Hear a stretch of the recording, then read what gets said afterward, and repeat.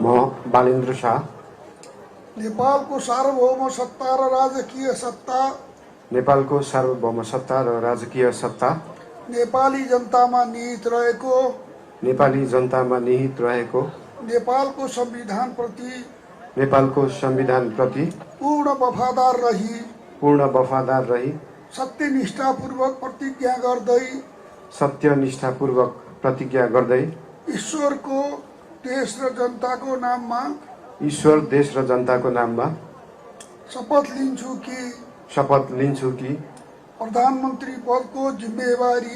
प्रधानमन्त्री पदको जिम्मेवारी प्रचलित कानूनको पालना गरी मुलुक र जनताको भलो चिताई कसैको डर नमानी पक्षपात नगरी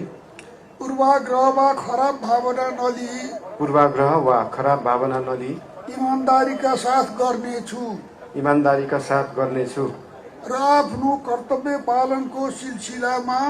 र आफ्नो कर्तव्य पालनको सिलसिलामा आफूलाई जानकारीमा आएको कुरा